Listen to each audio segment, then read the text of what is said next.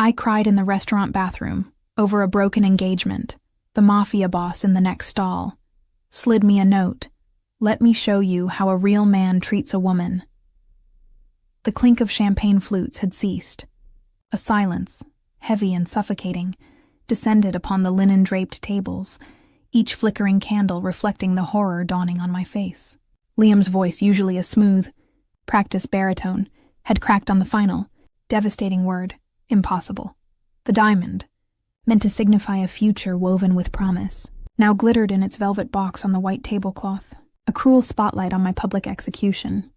A tremor ran through my hands, but I gripped the delicate stem of my wine glass, anchoring myself to the present, to the brutal reality unfurling.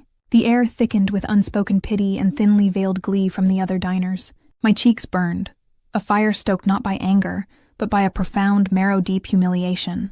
This wasn't just a breakup. It was the annihilation of every expectation, every whispered dream, performed for an audience of socialites and power brokers in the most exclusive restaurant in the city. My vision blurred, but a perverse refusal to grant anyone the satisfaction of seeing my tears kept them at bay. Liam sat opposite me, his handsome face a mask of practiced regret, though a faint, almost imperceptible tremor in his lip betrayed the genuine satisfaction of a man who had successfully extricated himself from an obligation. His mother, an icy blonde whose gaze could curdle milk, watched from a nearby table, her expression a mix of triumph and thinly veiled disgust. My own parents, seated beside her, were a study in frozen shock, their dreams of a politically advantageous alliance shattering alongside mine. My throat constricted.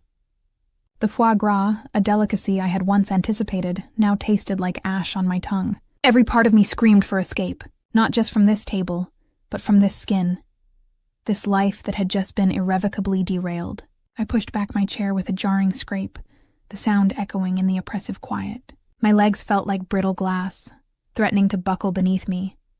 But sheer will propelled me forward. I navigated the maze of tables, past the knowing glances and hushed murmurs, each one a fresh lash across my exposed spirit.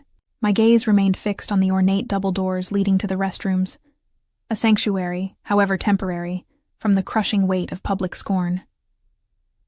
The ladies' room was mercifully empty. I stumbled into the furthest stall, the lock clicking like a final desperate reprieve. The dam burst. Tears, hot and furious, streamed down my face, blurring the gilded wallpaper, the opulent marble. My chest ached with a hollowness I hadn't known could exist, a cavern where hope had once resided. Liam. 10 years, vanished in a single gut-wrenching moment. He hadn't just broken an engagement. He had cleaved my future in two, leaving me bleeding and exposed. A faint shuffle from the adjacent men's restroom pierced the fog of my despair. A low cough, then the soft scrape of something sliding under the partition between the stalls. My breath hitched. Curiosity, an unwelcome guest, pricked at the edges of my grief. I leaned forward, my eyes red-rimmed and swollen, focusing on the sliver of white paper, a folded note. My fingers trembled as I retrieved it. The elegant, heavy stock, a stark contrast to the blunt, almost savage script inside. It contained only 8 words, penned with a dangerous flourish. Let me show you how a real man treats a woman. Outrage flared, a sudden, potent antidote to the self-pity that had threatened to consume me. Who was this insolent stranger? How dare he presume to witness my raw vulnerability, then offer such a brazen, arrogant declaration? A hot retort clawed at my throat, but another emotion, far more insidious, began to coil in my belly.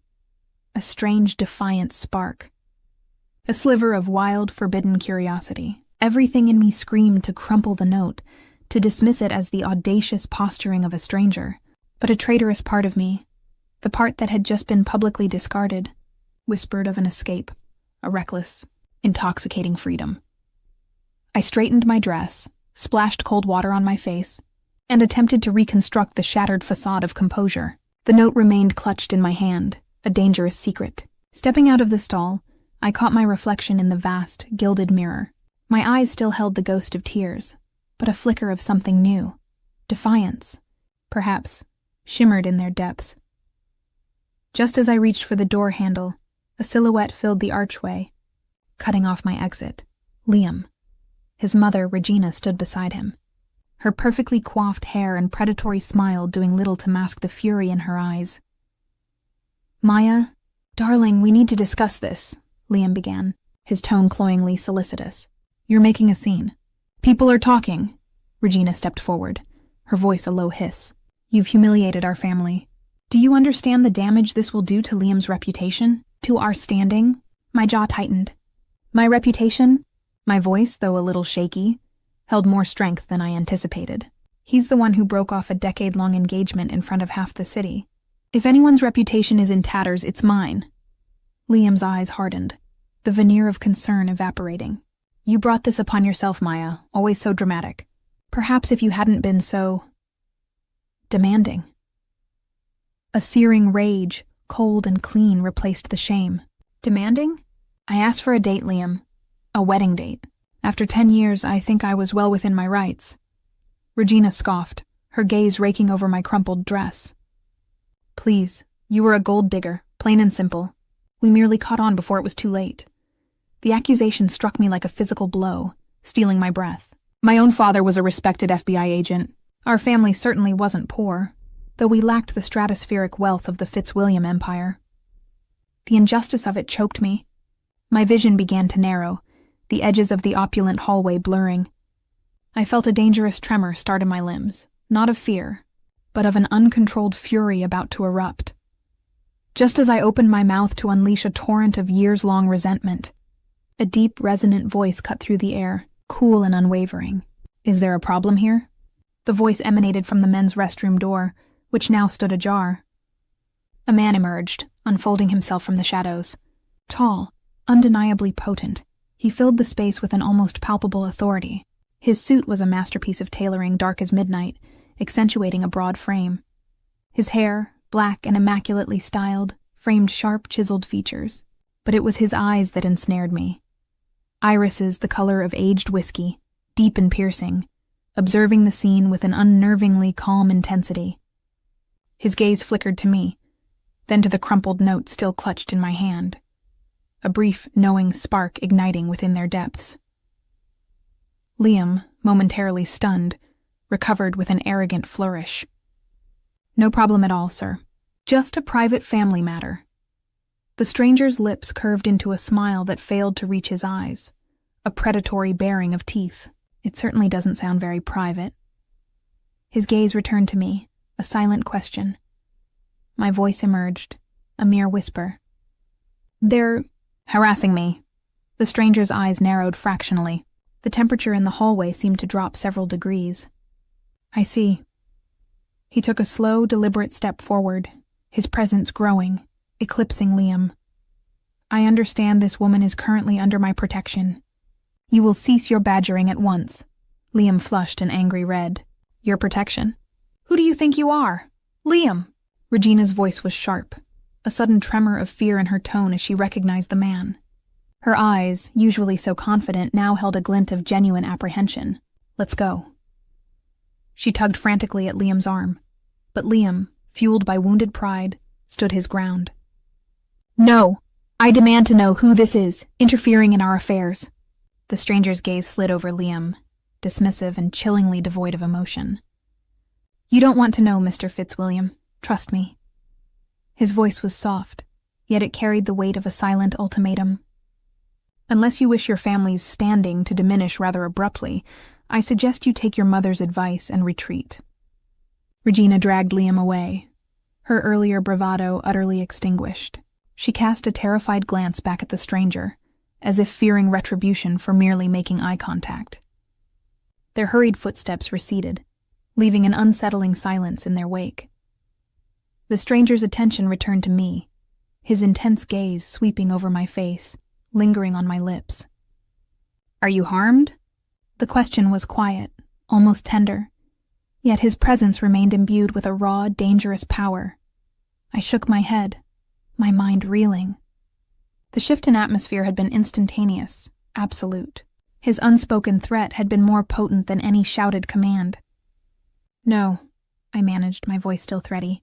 "Thank you." A faint, almost imperceptible curve touched his lips. "It was my pleasure." His eyes, however, held no trace of lightness, only an unnerving depth. "You looked as though you needed saving." "I did," I admitted, surprised by my own candor. The adrenaline began to recede, leaving me feeling hollowed out, but with a strange, nascent energy stirring beneath the surface. "But who are you?" He stepped closer, invading my personal space with the ease of a predator. The scent of expensive cologne and something else, something primal, like old leather and wood smoke, enveloped me. His height cast me in shadow, making me feel small, yet strangely protected. My breath hitched. "Alessio Costa," he stated, his voice a low rumble.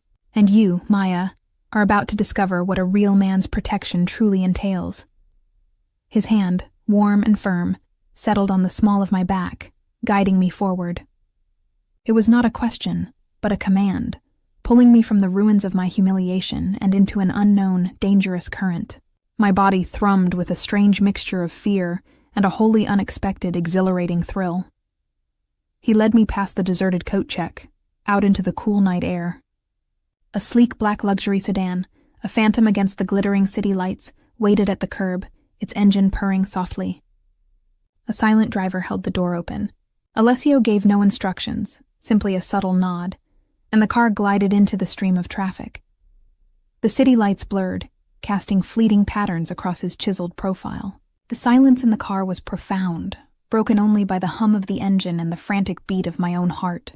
I stole a glance at him. He sat utterly still, one hand resting on his knee, his eyes fixed on the illuminated cityscape. He exuded an aura of contained power, a coiled spring waiting to unlatch. My mind spun, torn between the terrifying realization of what I'd just done and the intoxicating pull of this man's dangerous charisma. Everything in me screamed that this was wrong, that I should demand to be taken home. But a traitorous part of me, the part that had just been publicly discarded, whispered of vengeance, of reckless, intoxicating freedom. This man felt like a weapon, and in my current state, I was desperate for one. "You knew my name," I said, the words barely audible. He turned his head slowly, his whiskey eyes pinning me. "I make it my business to know things." A faint smile played on his lips, a chilling hint of amusement. "Especially when those things are tied to interesting women." My mind raced. How could he have known my name? Had he been at the restaurant for a while, observing, or had he known before tonight? A prickle of unease snaked up my spine. "Where are we going?" I asked, my voice firmer now, trying to project an authority I didn't feel. He finally looked at me fully, his gaze intense, possessive, sweeping over my face as if memorizing every curve. "Somewhere safe." His voice dropped, becoming a low, intimate murmur that bypassed my ears and settled deep in my bones. "Somewhere you belong." The car turned off the main thoroughfare, navigating narrow, tree-lined streets I didn't recognize. The houses grew larger, more secluded, walls higher. Finally, it slowed before a towering wrought-iron gate flanked by stone pillars that seemed to dissolve into the night sky. The gate swung open silently, revealing a long, winding driveway that disappeared into manicured darkness. As the car approached the imposing mansion at its end, a sudden, horrifying realization crashed over me. This wasn't just a powerful man's home. The architecture, the security, the sheer scale of the place. It wasn't merely grand. It was a fortress. And the name Alessio Costa, the way Regina Fitzwilliam had blanched at it. A chilling whisper from my father's hushed conversations echoed in my mind, the name of the man he'd spent a decade trying to corner, the man he called the Ghost, the Dawn. The car stopped. The driver opened my door. Before I could move, Alessio's hand was on my arm, his touch a possessive brand. His eyes, dark as the depths of an abyss, held mine. "Welcome home, Maya," he said, his voice soft yet absolute. "This is only the beginning." The heavy door of the sedan closed with a soft thud, a sound that resonated with finality. Alessio's touch remained on my arm, a warm, possessive anchor, as he guided me up the wide, shallow steps. The mansion loomed, a behemoth of darkened stone and arched windows, both ancient and impossibly modern, radiating an almost predatory stillness beneath the faint moonlight. Its grandeur felt less like an invitation and more like a declaration of dominion. My heart hammered against my ribs. A desperate bird trapped within a bone cage. Every instinct screamed at me to flee, to break free of his grip and run back towards the gate, towards the city lights, towards anything that felt less like an opulent prison. But the memory of Liam's dismissive sneer, of Regina's venom, still burned. A raw wound, and the dangerous magnetic pull of Alessio Costa, a man who commanded with a glance and offered protection with a touch, was a potent, bewildering elixir. He was a terrifying unknown, but in that moment, the known world felt like an even greater threat. The enormous front door, carved with intricate, forgotten symbols, swung open silently as we approached, revealing a vast foyer that swallowed the night. Marble gleamed under the soft glow of concealed lighting, reflecting a vaulted ceiling painted with scenes of classical mythology. The air was thick with the scent of aged wood, expensive leather, and a faint, indefinable spice that whispered of distant lands and hidden opulence. Footsteps would echo here, I realized, every sound magnified, every movement observed. Alessio's hand slid from my arm to the small of my back, a feather-light pressure that nonetheless urged me forward deeper into his domain. He said nothing, simply moved, and I followed, propelled by an unsettling mixture of fear and an almost intoxicating curiosity.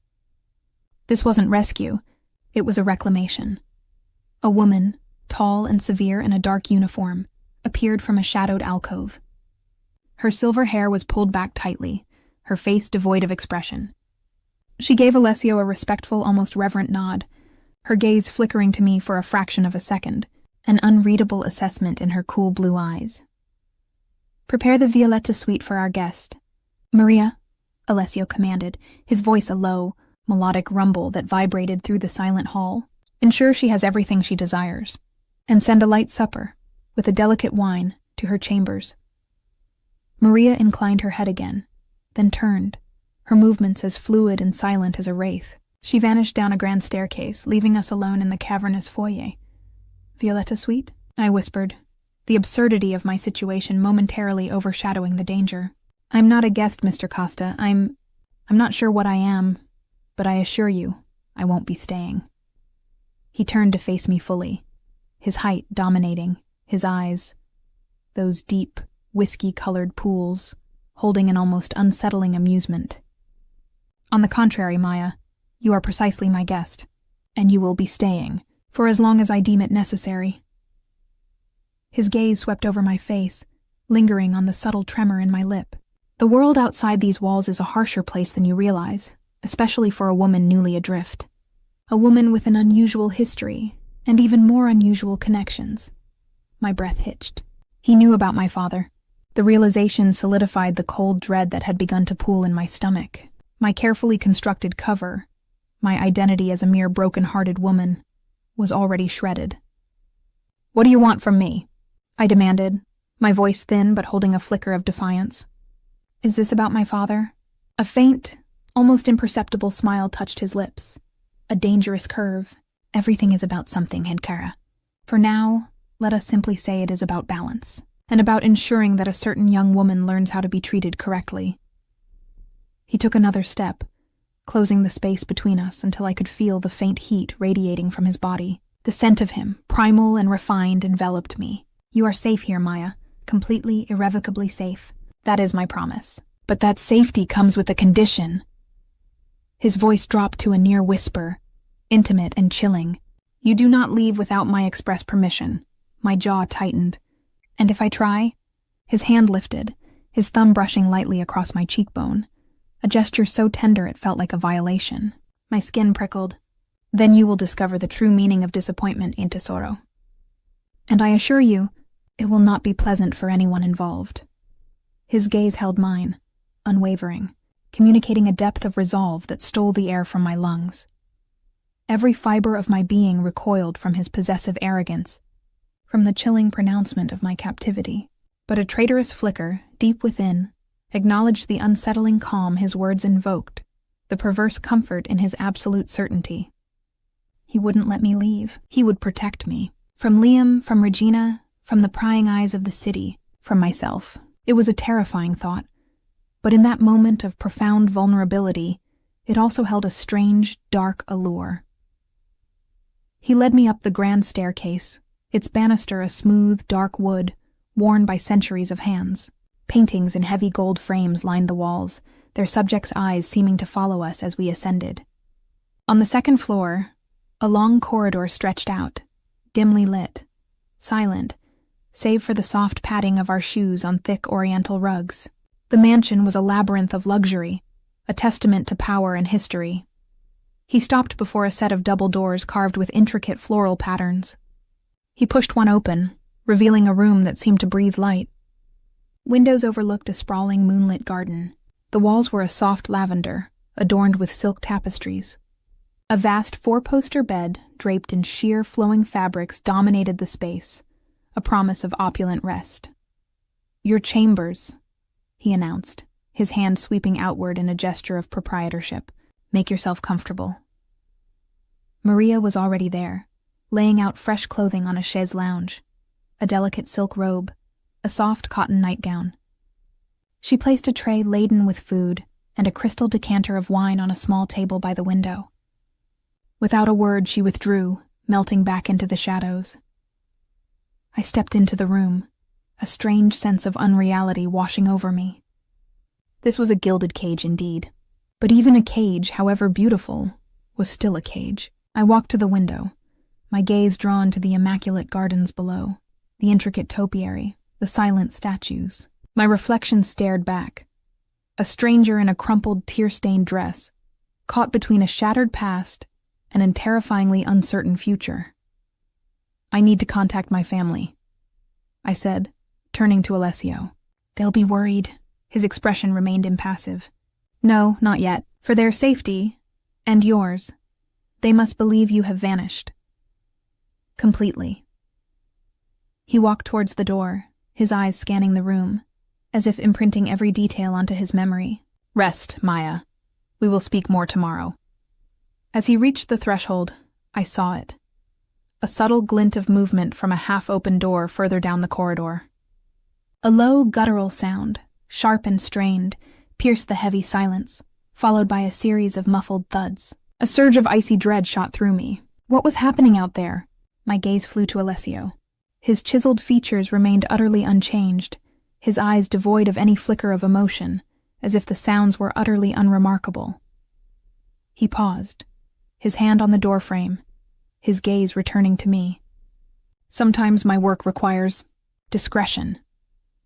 His voice was soft, almost conversational, yet it carried an undercurrent of steel that made my blood run cold. He offered no further explanation. The door closed, a soft click that sealed me within my luxurious prison, leaving me alone with the echoing sounds and the chilling implication of his words. I stood frozen for a long moment, the sounds fading into the vastness of the mansion, replaced by the frantic beat of my own heart. He hadn't even flinched. The man who had shown me a fleeting, terrifying tenderness was also capable of an utter, chilling ruthlessness. The duality of him was a dangerous, captivating paradox. My initial shock gave way to a surge of adrenaline. I couldn't just sit here a pampered captive. This was my chance to act, to understand the parameters of my new reality. My gaze swept the room, searching for any sign of a phone, a way to reach out. There was none. Only the delicate wine and food, the opulent furnishings, and the impossible beauty of the moonlit garden. I paced the room, my mind a whirlwind of fear and a growing, desperate determination. I opened the wardrobe. It was enormous, filled with a selection of designer dresses, shoes, and handbags, all in my size, all reflecting a taste eerily similar to my own. A fresh wave of unease washed over me. He hadn't just swept me away. He had prepared for my arrival. He had studied me. My attention turned to the windows. The glass was thick, immaculately clean, offering an unblemished view of the verdant grounds. I tried to open one. It resisted, completely sealed, not just locked but immovable. My breath caught. I tried another. The same. Every window was a solid, impenetrable barrier. My gilded cage felt less like a protective embrace and more like a hermetically sealed box. I moved to the door that led to the corridor. My fingers trembled as I turned the handle. It was unlocked. A breath of hope, thin and fragile, stirred within me. Perhaps he wasn't as absolute as he appeared. Perhaps there was a chance for a brief exploratory excursion, a way to test the limits of his protection. Slipping into the silk robe Maria had left, I padded silently out into the corridor. The silence was profound, almost oppressive. The air was cool, carrying the faintest hint of that unique, expensive scent from the foyer. I moved like a ghost, past closed doors, each one a mystery. My pulse throbbed in my ears, a frantic drumbeat against the mansion's pervasive quiet. I found the grand staircase again and descended, my bare feet making no sound on the cool marble. The foyer was empty, bathed in the same soft, indirect light. I made my way towards a side door I'd noticed on the drive-in, a smaller, less ornate entrance that seemed more likely to offer an inconspicuous exit. My hand reached for the cold metal handle. I twisted it gently, slowly. The latch clicked, and the door opened a fraction, revealing a sliver of cool night air, the faint rustle of leaves, the promise of freedom. My heart soared with a reckless, exhilarating hope. Just as I prepared to slip through the gap, a low, firm voice cut through the silence from directly behind me. "I wouldn't advise that, Signorina." I froze, every muscle in my body tensing. I hadn't heard a single sound. No footsteps, no breath. How long had he been there? I turned, slowly, my breath catching in my throat.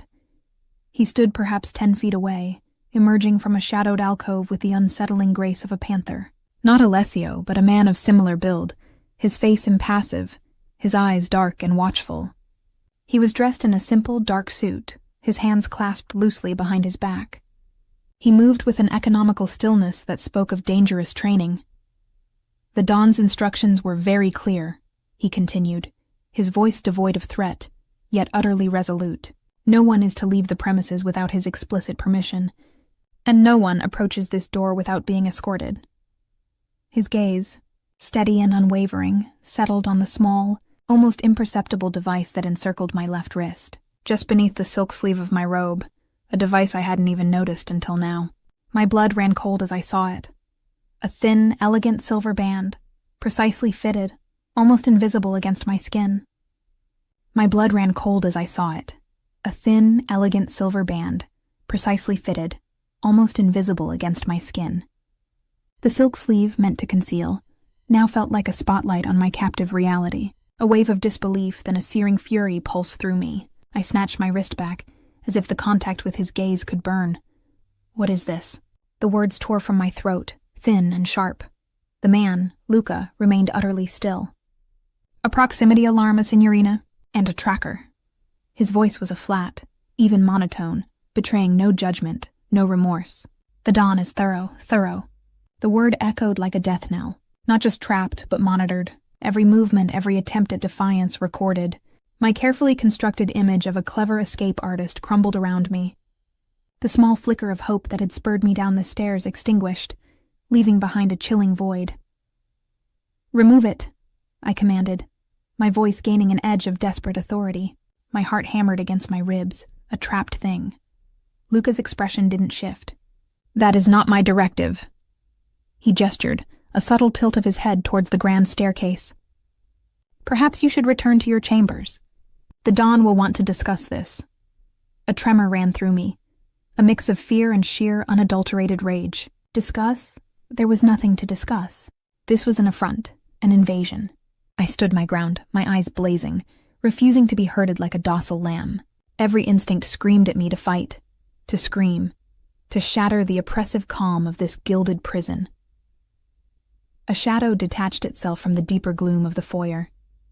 Alessio Costa emerged, a silent, potent force. He moved with the effortless grace of a predator, his dark suit a stark silhouette against the pale marble. My gaze locked with his.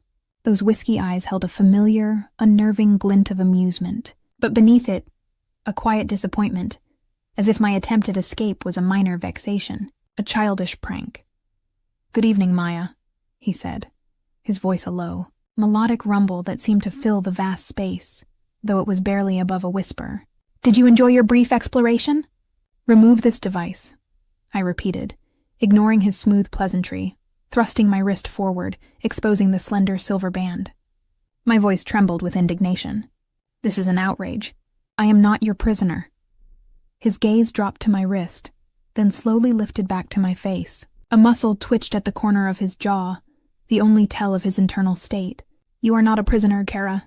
You are under my protection, and my protection entails certain assurances." He took a step closer, his presence expanding, encompassing me. The air grew thick with his scent, the primal notes of leather and wood smoke now laced with a dangerous edge. "Did you truly think you could simply walk out? After what happened tonight?" "What happened tonight was a public humiliation, not a death sentence." My voice rose, raw with emotion. "I can take care of myself. I have a family who will be looking for me." A sardonic smile touched his lips, chillingly devoid of warmth. "Your family, Tesoro, believes you have vanished. Completely, as I instructed." His eyes, dark and knowing, held mine captive. "Do you truly believe a man as powerful as your father would not have already turned this city upside down if he thought you were merely missing?" "No, he believes you are elsewhere, out of his reach, perhaps on a spontaneous trip, perhaps with a new mysterious suitor who whisked you away." His gaze flickered to the silver band, then back to my face. He would never imagine his daughter was being carefully guarded in the very lion's den he spent a decade trying to breach. The implication struck me like a physical blow. He was right. My father, the FBI agent, would be tearing the city apart if he suspected foul play. The idea that Alessio had orchestrated a narrative of my spontaneous disappearance, effectively severing my connection to the outside world, was terrifyingly brilliant. It not only hid me but protected them from association with him. A cold dread seeped into my bones, replacing the fiery indignation. This wasn't just about me. It was a move in a much larger, darker game. "You speak of my father as if you know him," I stated, the realization a bitter taste on my tongue. "Of course you do. He's been trying to put you away for 10 years.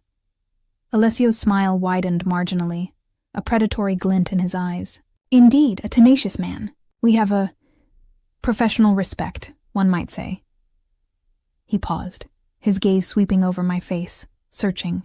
"Tell me, Maya, did you truly believe your engagement was simply about love, or did your father, the respected agent, see an opportunity in your union with the Fitzwilliams, a chance to finally bridge the gap between their world and mine?" The accusation hit me harder than any physical strike. Liam a pawn? My father using me? The thought was revolting, unthinkable. "My father would never—" "Your father," Alessio interrupted, his voice laced with an unsettling insight, "is a man who understands the long game. And you, Maya, are a valuable asset in many games." His eyes held mine, deep and unwavering. "Now, are you going to return to your room, or shall we continue this discussion out here, where my staff might overhear your increasingly desperate attempts at rebellion?" My jaw tightened. Every instinct urged me to defy him, but a cold, logical part of my mind recognized the futility. Luca stood silently nearby, an immovable sentinel. Alessio was calm, controlled, his power absolute, and the chilling possibility that my engagement was indeed more complex than I'd ever imagined gnawed at me. My father, the man who preached justice and integrity, orchestrating a subtle infiltration through his own daughter, the thought was a sickening betrayal. "Fine," I bit out, my voice tight with reluctant surrender. "But I need clothes, my own clothes." A faint, almost imperceptible curve touched his lips. "Consider it done. Maria will see to your needs. Perhaps something less crumpled." His gaze lingered on my dress, a subtle judgment that pricked my pride. "We will speak again over breakfast, and then we will discuss your future here. What you are, Maya, is precisely what I decide you are."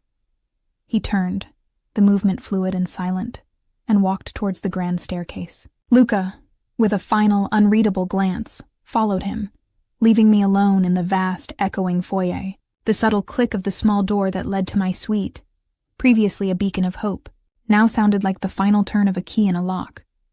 I returned to my lavish prison, the silk robe feeling less like luxury and more like a shroud. The food Maria had left, a delicate pasta with herbs, remained untouched.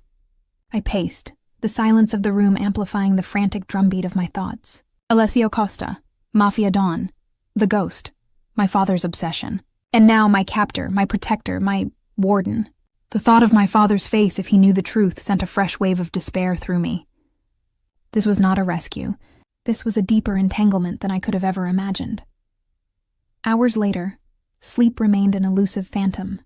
The soft glow of the moon spilled into the room, illuminating the opulent decor. My gaze fell upon a small, leather-bound book on the bedside table, a collection of classical poetry. I picked it up, running my thumb over the worn cover. Inside, a slim, neatly folded newspaper clipping was tucked between the pages. Curiosity, that dangerous, unwelcome guest, once again pricked at me. I unfolded the clipping. It was an article, clearly old, from an obscure financial paper, dated almost a year ago. It reported on a minor acquisition.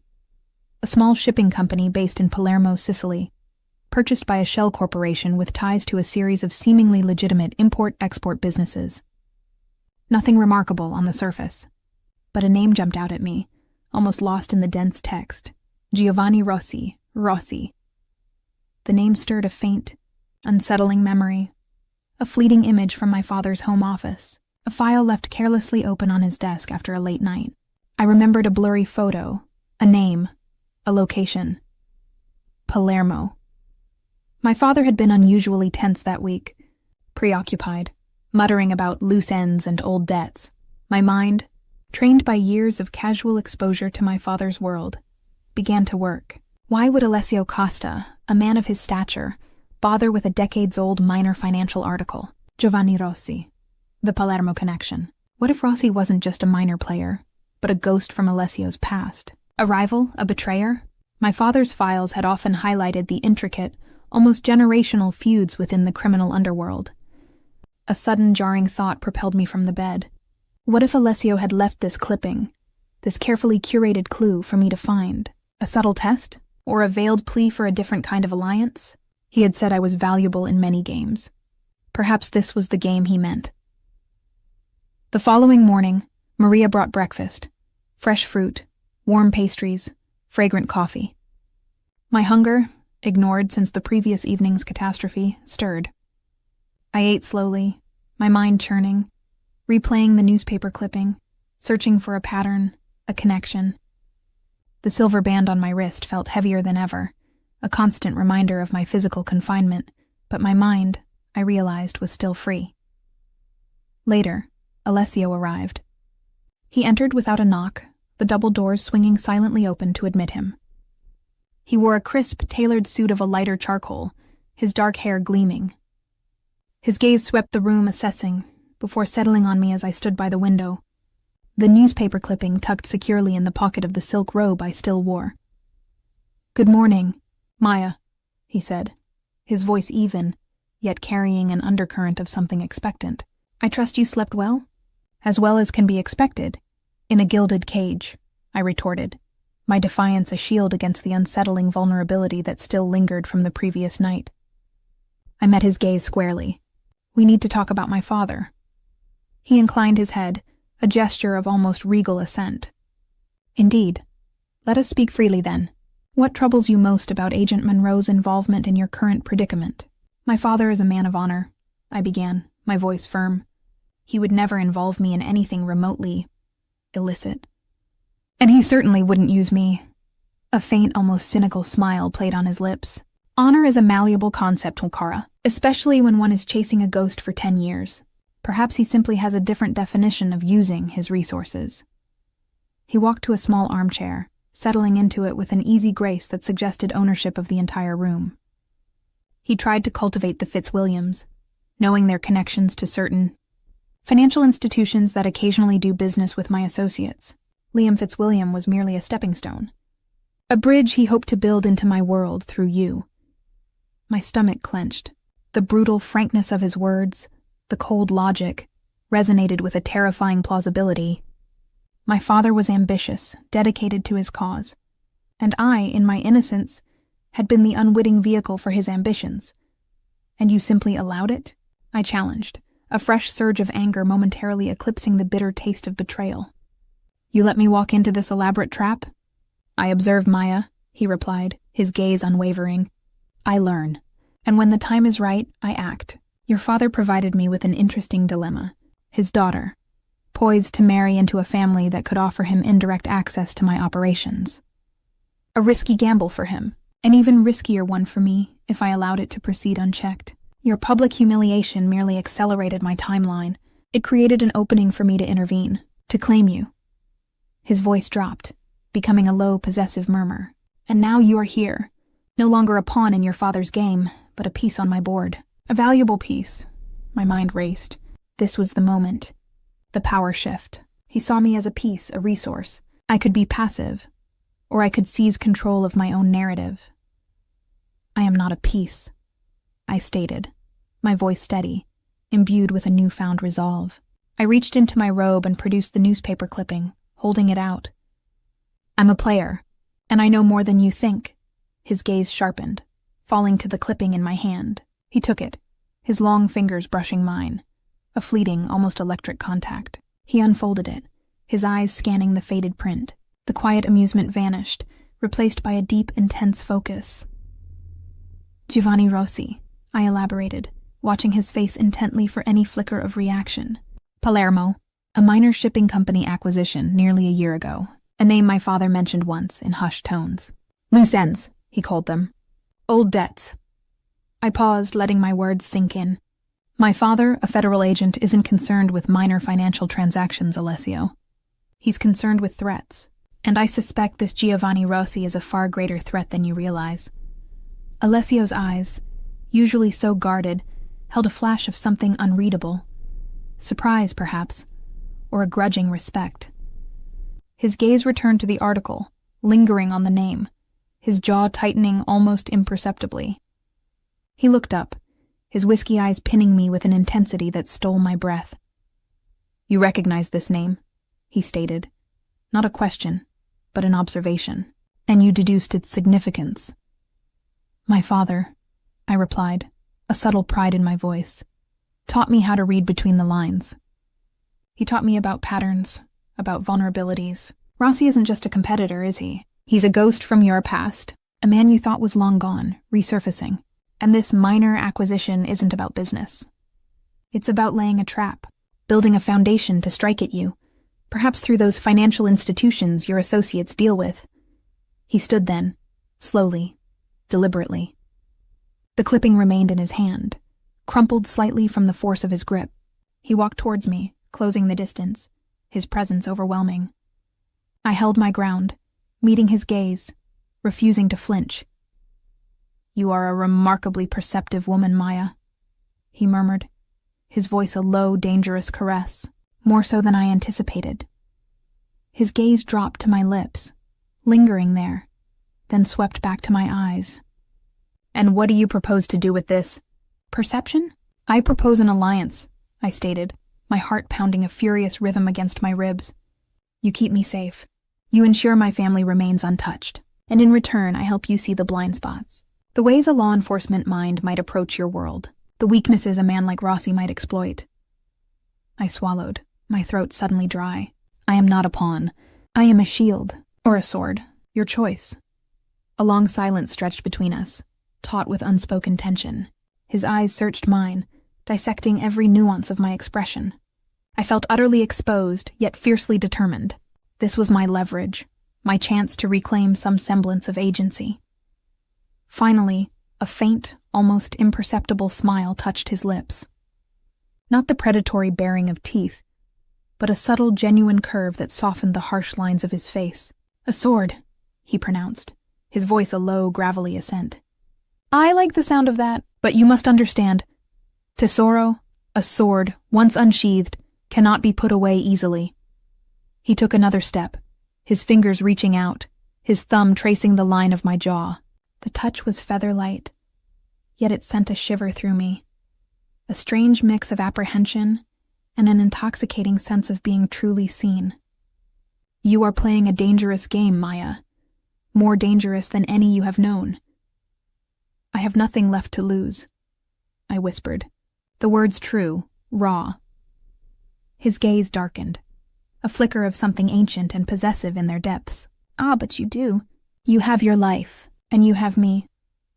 His thumb brushed my lower lip, a feather-light contact that sent a jolt of heat through me. "And now, Maya, we have an appointment." He turned abruptly, the shift in his demeanor instantaneous. The softened edges gone, replaced by his usual controlled intensity. "Luca!" he called, his voice echoing through the open doors. Luca appeared instantly. "Sir, ready the car, and have my security detail double their perimeter checks. Tonight. I want a full sweep of the property, every approach, every shadow. And I want a full dossier on Giovanni Rossi on my desk within the hour. Everything we have, everything we don't have." Luca's expression remained impassive, but a subtle tension in his shoulders betrayed the urgency of the command. "At once, Don." He vanished. Alessio turned back to me, his eyes sharp, assessing. "Get dressed. Something practical." "You are coming with me. Coming where?" I asked, my heart hammering. "To address a developing situation," he said, his voice clipped. "A situation your father's loose ends have inadvertently revealed. And since you are now my sword, Maya, you will observe, perhaps even guide." A corner of his mouth lifted. "It's time you saw the true meaning of protection from both sides of the coin." The prospect was terrifying, exhilarating. My first real taste of his world, not as a captive, but as an ally. A strange, twisted excitement coiled in my belly. My mind, usually focused on legal precedents and societal decorum, now hummed with a dangerous anticipation. I quickly changed into a pair of dark, tailored trousers and a silk blouse Maria had placed in the wardrobe, then slipped on a pair of flat, comfortable shoes. The elegant silver band on my wrist felt less like a mark of captivity, and more like a badge of this new, perilous allegiance. When I emerged, Alessio was waiting, his expression unreadable. He led me through the mansion's labyrinthine corridors, past doors that remained closed, silent. We descended a private stairwell, emerging not into the grand foyer, but into a sleek, minimalist garage. Several black luxury sedans gleamed under the soft lighting, and a handful of formidable-looking men in dark suits stood nearby, their gazes sharp and alert. Alessio's presence in this setting was even more pronounced, radiating a primal authority. He spoke a few clipped words in Italian to one of the men, who nodded crisply. Then he opened the back door of one of the sedans, gesturing me inside. I slid in, the leather seats cool beneath me. Alessio followed, settling in beside me, his thigh brushing mine, a silent declaration of proximity. The car glided out of the garage, the heavy door closing silently behind us. The security gate swung open, then shut again, sealing us into the night. We drove through the sprawling grounds, past manicured hedges and ancient trees, finally merging onto a winding road. The city lights began to appear in the distance, a glittering tapestry, a stark contrast to the shadowy world we were entering. The silence in the car was thick, charged with anticipation. Alessio remained still, his gaze fixed on the passing darkness, his profile a study in granite resolve. My own heart hammered, a frantic drumbeat against the silence. I glanced at him, a strange feeling blooming in my chest. A flicker of concern, perhaps for the man who was leading me into danger, yet whose presence simultaneously offered a perverse sense of safety. Suddenly, a blinding flash of light erupted from the darkness ahead. A deafening roar split the night, followed by the sickening crunch of metal. The car lurched violently, tires screeching as the driver slammed on the brakes. We were thrown forward, then back, as the vehicle spun wildly. Shards of glass rained down from the shattered side window. Alessio moved with terrifying speed. His arm shot out, a steel band around my waist, yanking me against his chest, shielding me with his own body as another explosion ripped through the air, closer this time. The smell of burning rubber and acrid smoke flooded the cabin. His grip was fiercely possessive, crushing, yet it was the only thing anchoring me in the chaos. My face was pressed against his expensive suit jacket, his scent filling my lungs, a strange blend of danger and unexpected comfort. "Stay down," he bellowed, his voice raw, uncharacteristic. The world outside was a kaleidoscope of flashing lights, frantic shouts, and the relentless staccato of gunfire. Our car, now a crippled hulk, listed precariously. Through the shattered window, I glimpsed movement. Shadowy figures advancing, weapons glinting in the faint, flickering light of distant fires. The attack was swift, coordinated, and utterly merciless. A sharp, searing pain tore through Alessio's left shoulder, his grip momentarily faltering. A low, guttural grunt escaped his lips, a sound of primal agony that shocked me to my core. Blood, dark and viscous, bloomed on the crisp white fabric of his shirt, seeping through my thin blouse where my cheek pressed against him. Alessio. The name tore from my lips, a desperate plea.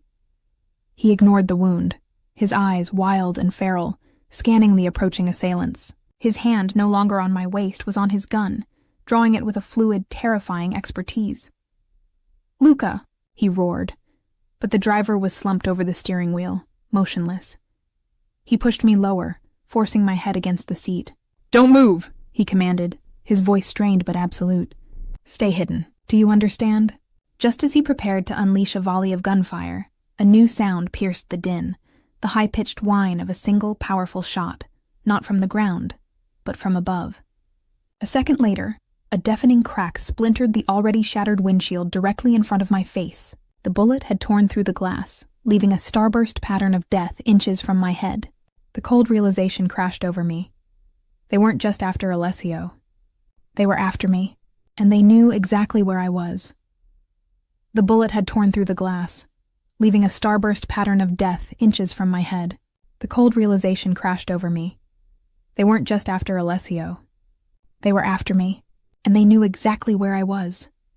A primal scream clawed at my throat, but no sound escaped. My entire world narrowed to the searing pressure of Alessio's arm, a vice around my waist, pulling me tighter against him.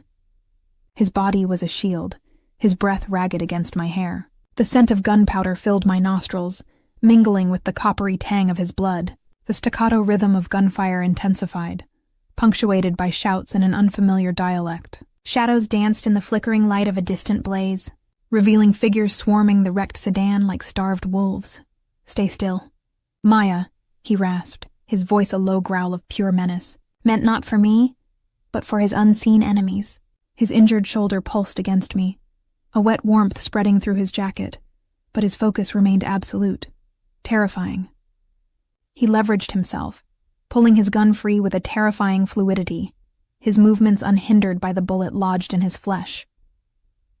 Through the splintered windshield, I saw them. 3 men, fast-moving, their faces obscured by balaclavas, converging on our disabled vehicle. One carried a larger rifle, another a glinting blade. My father's words, forgotten for years, suddenly echoed in my mind, a lecture on tactical analysis, on observing the periphery. My gaze snapped upwards, not to the approaching ground assailants, but to the source of that high-pitched whine, that impossible shot from above. A faint glint, a tiny pinprick of reflected light, shimmered from the rooftop of an abandoned warehouse on the horizon, several hundred yards away. A sniper. And the way that last bullet had targeted my head, not his, was no accident. They knew I was here, and they wanted me gone. "The roof," I choked out, pressing my face further into his shoulder, a desperate whisper against the din. "Warehouse, far side, a sniper. He shot at me." Alessio froze for a fraction of a second, a tremor running through his powerful frame that had nothing to do with pain. His eyes, now glinting with a dangerous, predatory awareness, followed my barely perceptible nod. He hadn't seen it, caught as he was in the immediate ground assault. My father's lessons, his relentless insistence on observation, on seeing what others missed, suddenly felt like a lifeline, a secret language I could speak in this new, terrifying world. "Clever girl," he breathed, a low, almost feral approval in his tone, even as he twisted, firing a precise shot that dropped one of the approaching figures with a sickening thud. He didn't wait for my full explanation. He trusted my instincts, a terrifying, exhilarating leap of faith. He shoved me down again, harder this time, completely beneath the dashboard. "Stay there, don't move," he commanded, his voice raw with urgency. "Don't even breathe." Then he was a whirlwind of violent motion. He wasn't just defending, he was unleashing a storm. The car became a fortress, a steel and glass cage from which he launched a devastating counterattack. Gunshots erupted in quick, brutal succession. The smell of burning rubber, blood, and something metallic filled the air. I heard grunts, muffled cries, the sickening thud of bodies hitting the pavement. He moved with a speed and ferocity that transcended human limits, a force of nature personified. Each bullet fired was a precise instrument of destruction, each movement a deadly dance. The world outside the car was chaos, but his movements within were controlled, lethal. I heard the frantic shouts of his remaining security detail, now engaging the attackers further down the road, their reinforcements finally arriving. But Alessio was a one-man army, his focus singular, annihilating the threat to us. He wasn't just a man. He was a machine of retribution, a creature forged in the fires of violence, exquisite in his ruthlessness. Just as the ground assault seemed to wane, another high-pitched whine from above, a searing crack that tore through the car's roof, inches from where I was hidden. The sniper, still active, still targeting me. "Alessio, the sniper," I screamed, pushing myself up despite his command, adrenaline surging through my veins. "He's still there!" Alessio cursed, a guttural sound in Italian. His eyes, burning with a cold fire, met mine. "He wants you," he stated, his voice tight. "He's good." "He's overexposed," I countered, my mind racing, remembering my father's lectures on sniper strategy. "Too much direct line of sight. He's too confident. A moving target, even a slow one, would throw him off." Alessio's gaze was sharp, dissecting my words, processing my analysis with astonishing speed. He didn't question how I knew. He simply absorbed the data. A flicker of something, a strange glint of pride, sparked in his eyes, even in the midst of the blood-soaked terror. "Hold tight," he barked. He kicked the driver's slumped body with unexpected force, then reached for the ignition.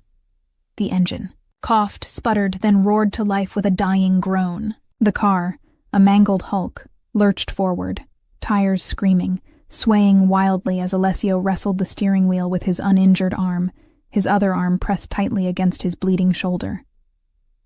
The sudden movement, however clumsy, threw the sniper off. Another bullet whizzed past, missing us entirely, slamming into a tree nearby. The car shuddered, listing dangerously to one side, but it was moving. We were moving. Alessio didn't drive away. He drove through the remaining attackers, a horrifying, visceral act of pure, unadulterated power. Metal shrieked, bodies flew, and the air filled with the horrific sounds of splintering bone and shattered glass. My stomach churned, but a perverse, terrifying part of me felt a rush of something akin to awe. This was the ghost. This was the Dawn. He had claimed me, and he would eradicate anyone who dared to challenge that claim. Finally, the car broke free, leaving the carnage behind. It wasn't a clean escape. The vehicle was barely holding together, groaning, smoking, but it was moving. We were alive. Alessio drove for what felt like an eternity, his jaw clenched, his breathing ragged, until the mansion's towering gates finally appeared in the distance, a beacon of improbable safety.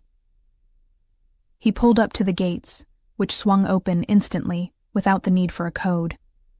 His remaining security detail, now numbering 4 men, pulled up behind us in 2 other vehicles, their faces grim, their weapons still drawn. "Get her inside," Alessio commanded, his voice strained but steady, as the car finally shuddered to a halt. "See to my shoulder, and then prepare a perimeter. A full perimeter. No one sleeps tonight."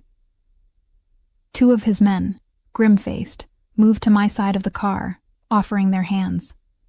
But I ignored them. My gaze was fixed on Alessio, on the blood blooming, on his shirt, the faint sheen of sweat on his brow, the sheer, raw power emanating from him even in his wounded state. "You're hurt," I whispered, my voice rough with the lingering taste of terror.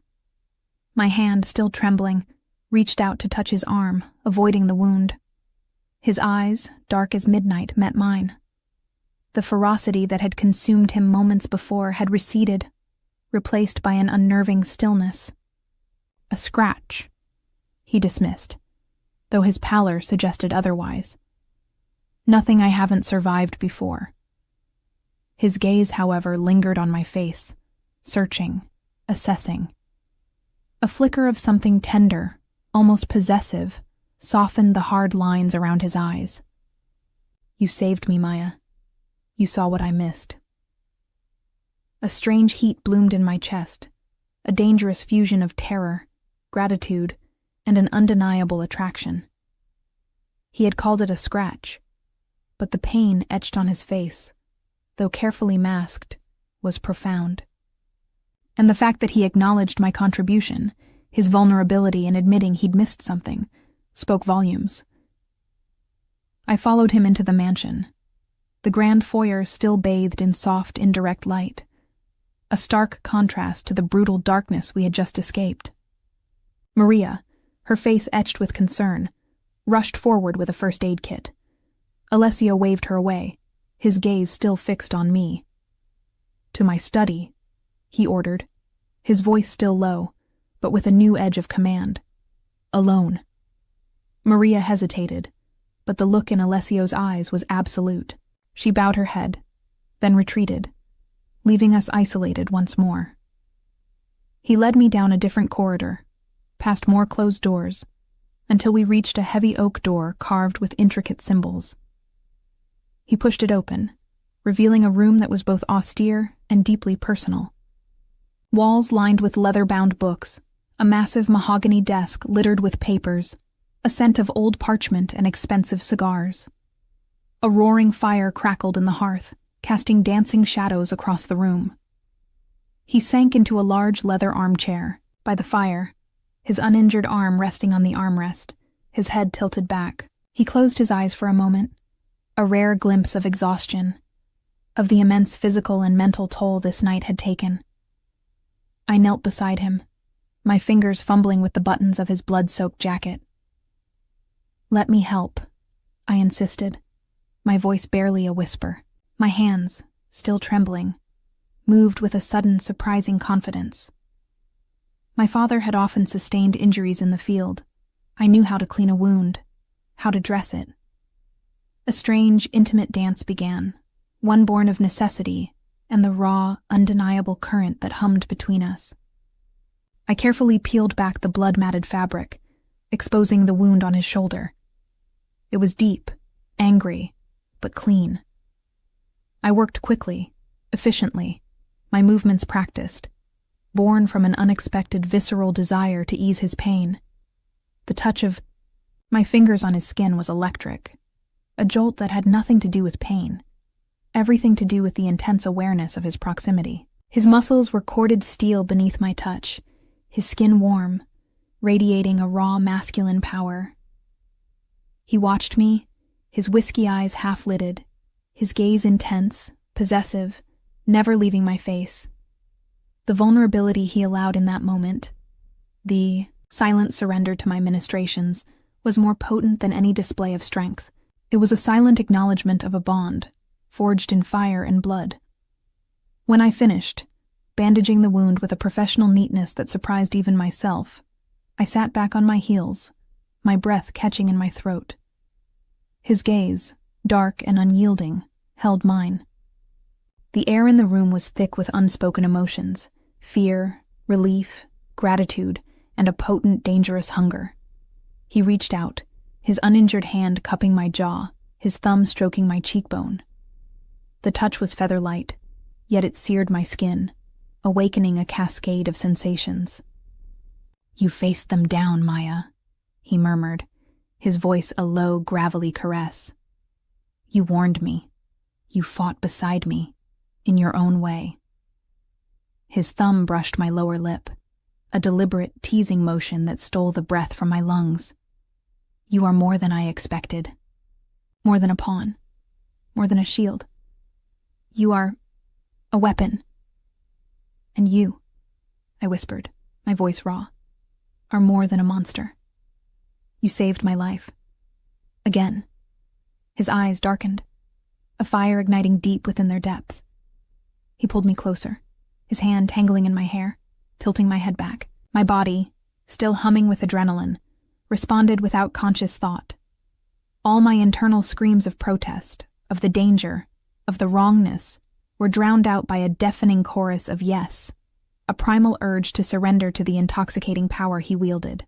His lips met mine then, not with tenderness, but with a raw, consuming intensity that ravaged every thought, every inhibition. It was a kiss born of survival, of shared terror, of the desperate clinging to life itself. His mouth was hot, demanding, tasting of blood and smoke and something else, something utterly masculine and untamed. I responded with a ferocity that startled me, my hands gripping his shoulders, my fingers digging into the hard muscle, drawing him closer still. Every sense sharpened, the heat of his body, the rasp of his stubble against my skin, the wild thrum of his heartbeat against mine. This was not gentle exploration. This was a claiming, a devouring. My body arched against his, seeking closer contact, desperate for the connection, for the oblivion he promised. The fear, the humiliation, the pain of the night, all of it dissolved in the searing heat of his touch, his kiss. It was terrifying, exhilarating, utterly consuming. He lifted me then, effortlessly, carrying me from the study, through the silent corridors, up the grand staircase. My arms clung to his neck, my face buried in his shoulder, inhaling his scent, a heady mix of danger and a perverse sense of belonging. The Violetta suite, my gilded cage, now felt like a sanctuary. He laid me gently on the vast, soft bed, his gaze never leaving mine, his eyes burning with an unholy light. His hands, powerful yet surprisingly tender, moved over my body, shedding the crumpled silk robe, the remnants of my previous life. Each touch was a caress, a possessive claiming that ignited every nerve ending. My skin prickled, flushed. Every part of me screamed for more, for the complete, total surrender I hadn't known I craved. And when he finally joined me, the world outside the opulent chamber ceased to exist. There was only the heat of skin against skin, the rhythm of desperate breaths, the intoxicating pleasure of two damaged souls finding a fierce, undeniable solace in each other's embrace. It was a baptism by fire, a consummation of defiance, fear, and an utterly forbidden attraction. When the dawn finally painted the room in hues of lavender and gold, I lay wrapped in his arms, the scent of him clinging to my skin, the weight of his body a comforting anchor. The events of the night before felt like a brutal dream, yet the throbbing in my shoulder, the faint ache in my muscles, and the fierce tenderness in my heart confirmed its horrifying reality. And he was still here, still a presence, a force of nature. His eyes, when they opened, were soft, a startling vulnerability in their depths. He looked at me, truly looked at me, as if seeing me for the very first time, and the intensity of his gaze made my breath catch. "Maya," he murmured, his voice husky with sleep, but imbued with a seriousness that left no room for doubt. "Last night, it was a glimpse into my world, the constant danger, the enemies, the compromises." He paused, his thumb stroking my jawline. "You saved my life, and I claimed yours." He pushed himself up, leaning on his uninjured elbow, his expression now serious, almost somber. "You are a woman of immense strength, Maya, of courage, of intellect. You belong here by my side if you so choose. But it would not be an easy life. It would be a life lived on the knife's edge, a life of constant vigilance, of knowing that danger is always a breath away. It would mean embracing this darkness, becoming a part of it." My heart hammered against my ribs, a frantic rhythm against the quiet morning. This was it, the choice, the moment of truth. "Or," he continued, his voice softer now, almost regretful, "I can arrange for you to disappear, truly disappear. A new identity, a safe place, far from here, far from me. A life of quiet anonymity, free from the shadows, free from this world. Your father would eventually find peace, believing you'd simply moved on, started anew. You would be safe, you would be free."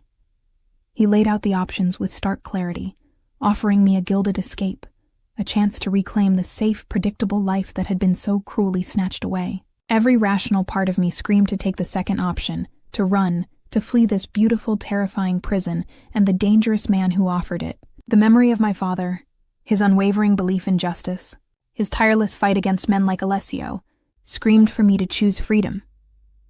But then I looked at Alessio Costa, at the dark, powerful man whose touch had ignited a fire in my soul, whose ruthless protection had saved my life. I remembered Liam's disdain, Regina's venom, the cold, empty humiliation of my old life.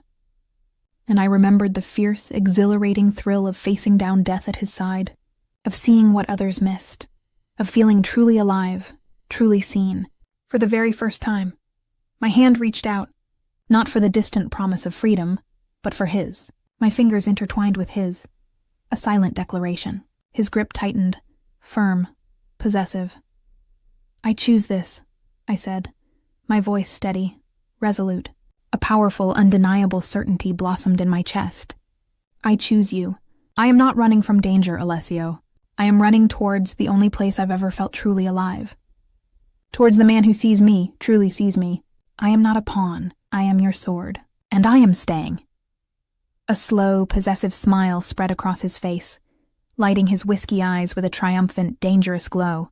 He pulled me closer, crushing me against his body, his lips finding mine in a kiss that was both a promise and a fierce, unspoken oath. The future was uncertain, perilous, but for the first time in my life I was choosing it. I was choosing him, and I had never felt more powerful, more utterly free.